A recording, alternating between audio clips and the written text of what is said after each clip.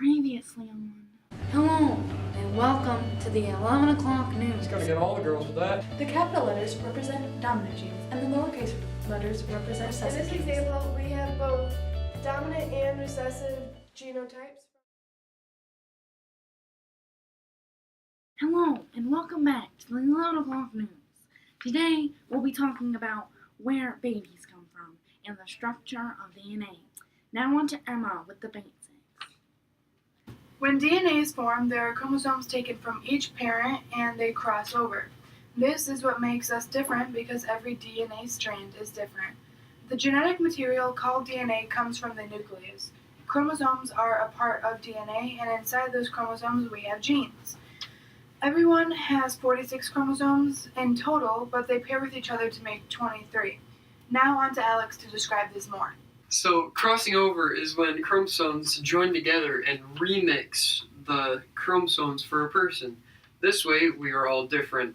Meiosis is when chromosomes divide 4 times, so instead of 2 daughter cells produced, we end up with 4 haploid cells.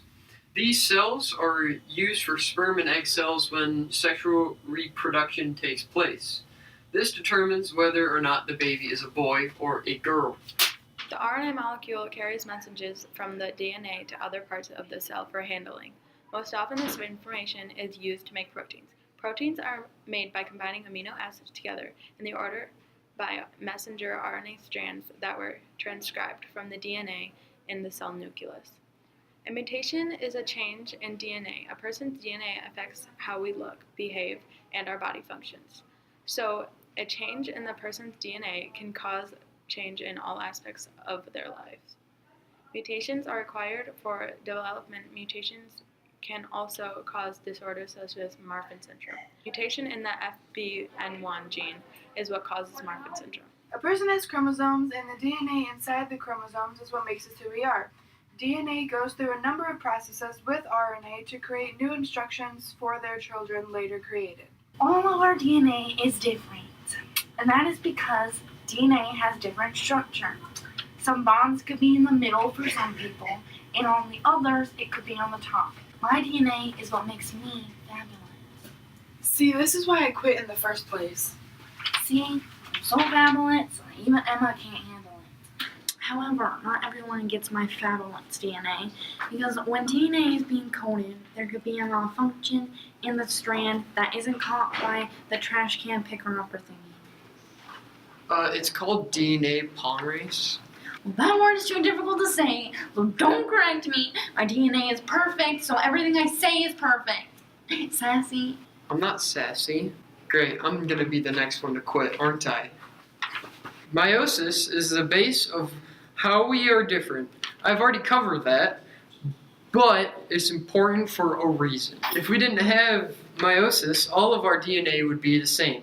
If we were all the same, we would all be affected by the same diseases. That wouldn't be good. So meiosis is very important to us. There are 2 kinds of people on the earth. There are boys and girls. Girls are obviously better. Boys have an X chromosome. It's chromosome. Okay then! Wait. Fine. Boys have an X chromosome and a Y chromosome. Girls have 2 X chromosomes. Mutations also go with meiosis, but some mutations are passed down through sex cells. For example, boys are more likely to be colorblind because it is carried on the X chromosome.